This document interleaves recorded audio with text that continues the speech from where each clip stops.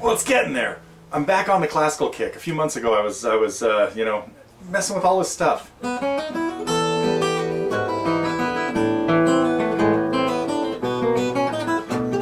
Yuck! Well, anyway, I'm back on it, which means I'm not getting any lessons done for you guys. But I'm planning on more classical ones. This one's getting close. All this stuff I've been threatening for months. Can't put a lesson up on this yet, so I can play it without a mistake. I'm not sure if that's important or not.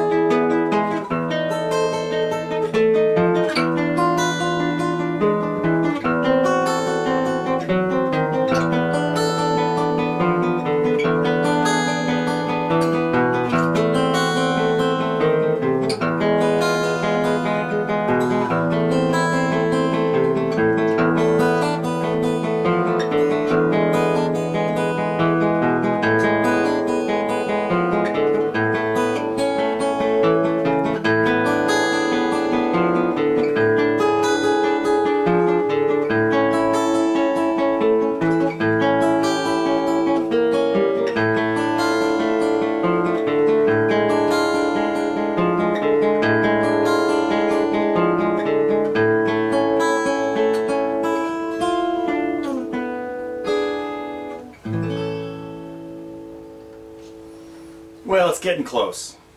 Anyway, been practicing a lot, and hope that pays off with some pretty cool lessons in the near future. But wait, I'm really here to do the news. It is Friday, February 21st, and it's been kind of a cool week. Big range of stuff. Let me find my favorite pick. Oh, I have to talk about, I gotta save this for when the lesson comes out. I'm working on a song, I'll let you guess as to what this is, where I decided I needed to use a thinner pick for a very specific reason. Okay, enough. I may cross that bridge later. Also, we had a lesson come out this week with Sandy talking about picks. Her fly on the wall that we were working on, James Taylor's Sweet Baby James, really turned into a lesson on holding a pick and strategy with a pick. I had Jacob here yesterday. We talked about that one and something else he's working on. He's playing something really cool. It's always nice when I have teenagers working on some of my favorite things and they get inspired by them. And he's one of my students who, I have two students lately. I'm supposed to be doing the news, but I'm going to ramble on about just a little cool philosophy thing, because in the last week I've had to apologize to two students for telling them that we have to take this to the next level. You got what you really already got out of this song, all I wanted you to get, but unfortunately you've done such a good job with it that we can take this now. You now have to perfect it. And other people I might say, you know what, we have enough out of this song right now, we're going to let it ride, we're done talking about it for a year or two. But sometimes I might say, hey, you know what, because you've done so well with this, we have to drill it in even more and stop working on other stuff. Oh, it was three. No, it was three. It was Ethan, Jacob, and Ryan even got this story last week too. So I have three teenage students who are all doing phenomenally well, and then they come in and I might think, hey, it's time to work on something new, but they've done so well. Ethan is younger. He's a 9th grader, and he's getting the hang of this, and it's sounding so good that like 3 weeks ago I was ready to say, hey, don't worry about it, you know, let's go on to something else. And then he came back the next week with just huge improvements on it, and that meant that we had to stay with the song and take it to the next level. So again, this doesn't happen too often. Usually you're playing a song that is, when you're working on a song that is too difficult or levels ahead of where you are, you can only get it to a certain point, and then you have to go off and do some other stuff for 6 months or maybe even a couple of years and work on, you know, more variety. and then come back and then tackle it again. But sometimes that is not the case, and you'll get something to a certain point and it improves so much that, oh man, now we have to turn it up to the next level. I haven't shown you guys a lesson of Jacob in a long time. This is he's a 20-year-old or so, and but some of his stuff goes back to the Marcy Playground days. I think there's a fly on the wall of Jacob working on Marcy Playground. And okay, I really didn't mean to ramble on about my students. Speaking of students, I'm looking forward next week. Oh, I will get to the news, maybe. Camp, some cool things going on with the camp. I'm glad to see so many people have signed up, a lot of returners, and a couple of new ones who I know, you know, Bart, really glad we could get you enough notice this year for you to be on board. And one thing I don't mention very often, but you guys have seen fly on the wall videos with like Wiley and Tom Barga and a few others. And next week I expect to see Bob Lindsay here, who was one of our campers. He is visiting his son here at Santa Clara University. Oh man, I have to go to Santa Clara University later this afternoon for a softball game. I forgot. Okay, well anyway, we got invited. The Lady Sharks got invited to come check out some of our alumni who are playing for Santa Clara. So I want to wish them the best. Okay, I really came here to do the news. Bob, I'll see you Monday. Oh, so what I was going to say about Bob, though, was that if you're ever got a trip scheduled to Northern California and you would like to come in for a live lesson here, get a hold of me. I usually can squeeze in Target members or any Totally Guitars members. You don't have to be a Target member, but it's always fun to see people who have been working on the site. And of course, Bob we met at last year's IGC. So hopefully in a week or two we'll have another fly on the wall with one of our IGC members. Let's see, I was going to blast through the news. Sweet Baby James. Okay, here's some of the stuff that happened this week. Steve Rose back in the fold with a story at the Listening Post about Jerry Garcia. And I keep thinking I got to do some more Dead tunes or maybe a Jerry tune. I think I have a fly on the wall that I never put up of Kevin working on Wheel. Now there would be a song that would be a good ear training one. So any of you Jerry Garcia fans out there that would like to, actually even if you're not, go listen to that tune and see what you can figure out, because there are some tricky things in it, and the chord progression is a little hard to follow, as are a lot of their tunes. So let's see. Okay, here's the new stuff that came out. Let me get to that quickly.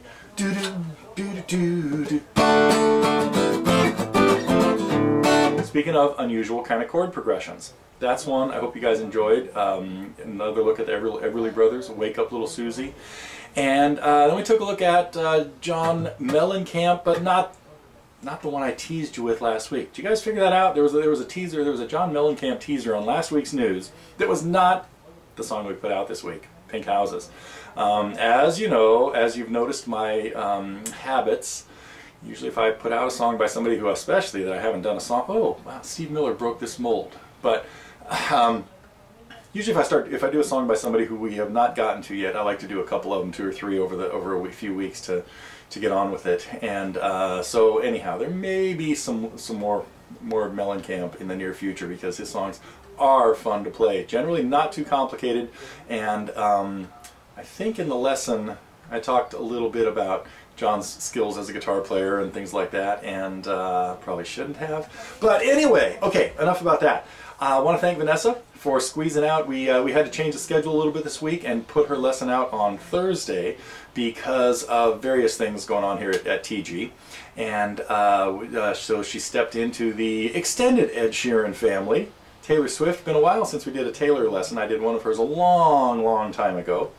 And maybe it's time to bring out a few more of hers, because some of hers do have some interesting things going on the guitar. And let's see, did I forget about one?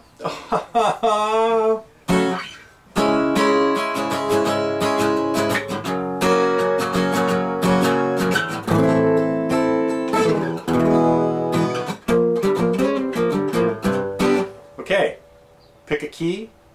Don't play it in E. Which one did we play in E? Nah, never mind. But yeah. There you go. We finally got to. What the heck is going on here? In the middle of winter, all of a sudden the bugs are back. It has been unseasonably warm. No, actually, the rain is kind of like coming back in. We did have a warm spell, as many of you know, here in California. Is everybody else glued by the Olympics? Man, Curling, is that one of the coolest things you have ever seen in your life? Chess on ice. Okay, I digress. But it's given me something to always look forward to at 4 o'clock in the morning. Yeah, I spend too much time up at that hour doing weird stuff. Usually it's related to TG or guitar playing, but yeah, I gotta work on my sleep habits. Okay, I had one more thing I was going to tell you about. I had 2 more things. I was going to talk about the question that somebody brought up on Here Comes the Sun, and that was somehow this happening.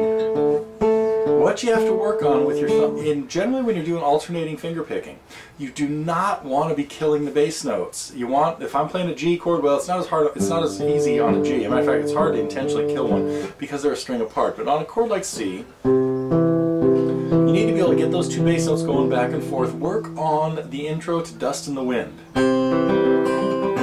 And make sure the bass notes don't sound like this. They're all dying. They have to ring. So you have to work on the angle of your hand. Get the base of your thumb a little further away from the strings. Your thumb should be at a slight angle coming into the strings, not exactly parallel to the strings. I can't really show this very well on the news, you know, here. But anyway, when I hit a bass note with my thumb, I'm hitting it with the corner of my thumbnail. I'm not hitting it completely with the side of my thumb, as if I had a thumb pick on it. So there's a bit of an angle to it coming into the string like this. Probably about a 40 degree, 37.6 degree angle to the strings is what I see right there with my thumb coming in. So coming in this way. Okay, but those bass notes do need to ring, so you have to work on your hand position to make sure that you're not killing the lower string when you hit the upper string. Now, a lot of times you exactly want to do that.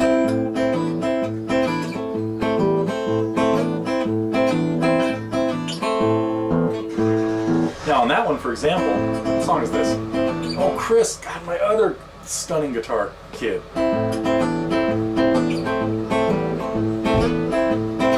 Is working on, what song is this? Oh yeah.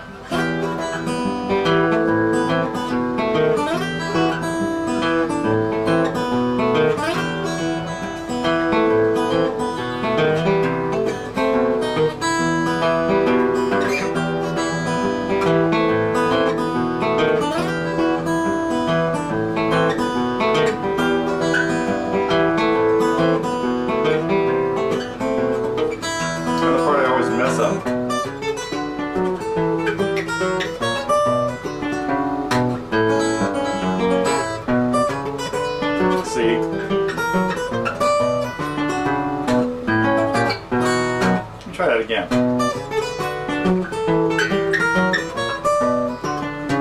That's it. That's the hardest part in the whole song. Gotta play it 100 times.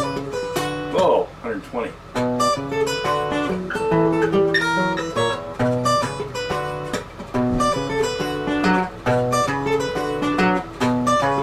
It's getting there.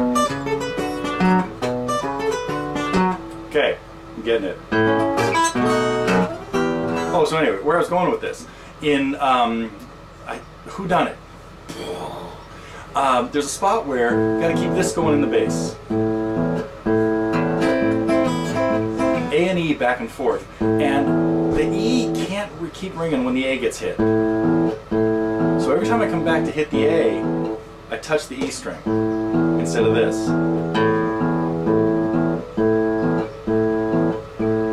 So,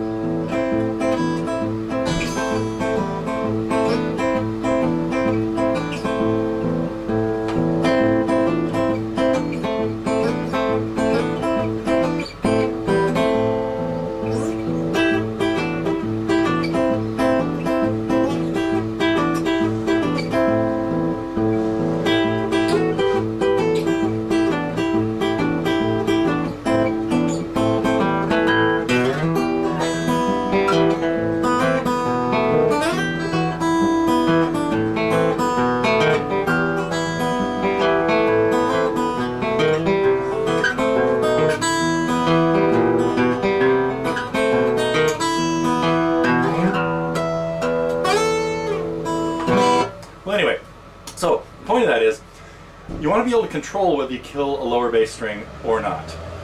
And now the truck is finally driving off, I can stop playing. I was trying to drown out the truck. That's why I kept playing. Now we can play something soft.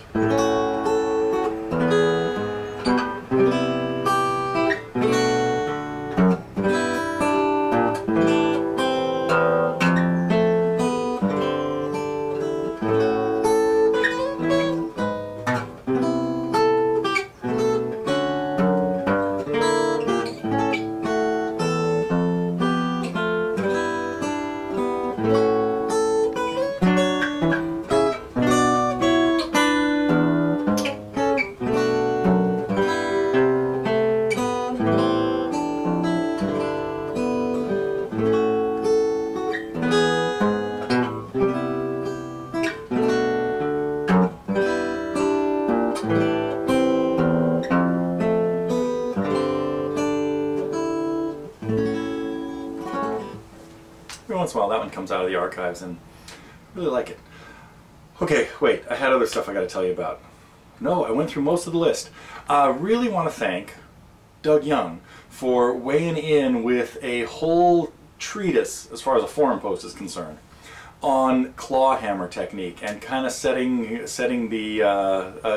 everybody, well, helping set everybody straight, because it is a there's a lot of different ways that it gets sort of adapted to the guitar. Because as he pointed out, I think, if not, we got this somewhere else, that when you use your thumb off the beats on the banjo, it's on a high note, so it ends up sounding more like strumming. When you use your thumb off the beats on the guitar, it's on low notes, so it doesn't translate the same, the technique of frailing or clawhammer, which there is a dividing line according to that world. Welcome to my world. Where's Keith Olbermann when we need him? Or Al Franken. Anyway, where I'm going with this thing about Doug is that I hope everybody has really paid a lot of attention to his fretboard geometry lessons, because there is a ton of good information in there. One of my students was here the other day, Larry, and we were talking about some of that kind of stuff and recognizing intervals and distances and patterns and stuff. And I said, hey, have you looked at the fretboard geometry lesson? And he said, no, what's that? I said, go under Doug Young on the master menu and check it out, because it's a great way to start getting things in a better understanding, getting perspective on how things are laid out on the guitar. And which reminds me, I do want to get back to the reading music thing, because I've got these difficult songs, these classical tunes. Wait a minute. Get in playing mode.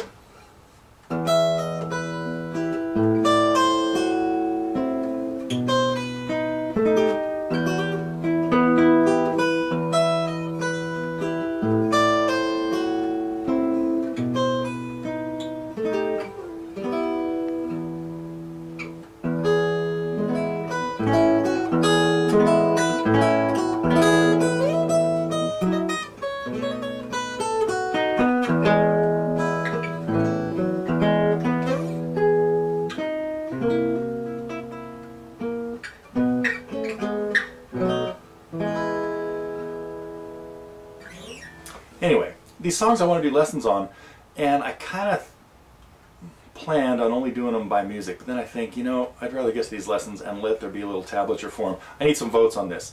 Should I go ahead with some of the difficult classical pieces? Oh, I can't do this one, we already have it. I got to check Hector's lesson on it. Gotta learn it too, I guess.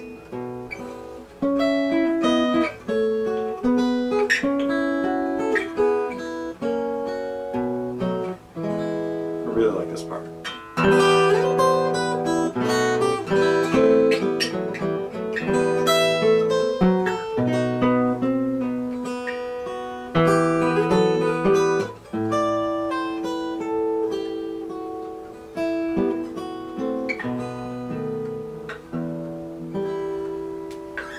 A lot of those pieces got to decide how to finger them. Now this one we have Targa's fingering for, but some of it is scratched out and he's changed his mind a few times.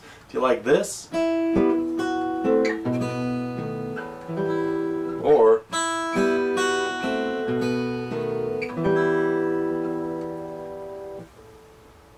completely different characteristics. Listen to those again. Or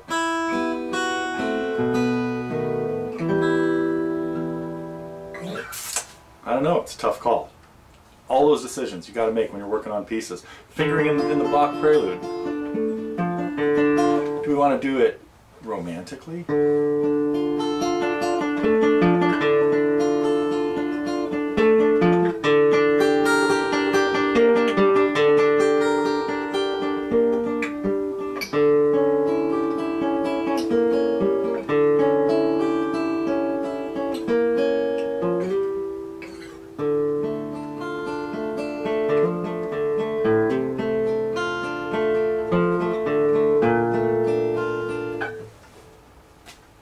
I don't know.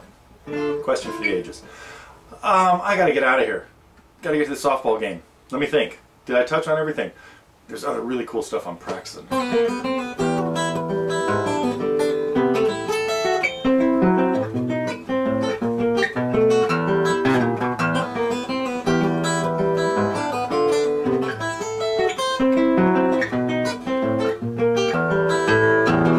Well, anyway, back to the drawing board.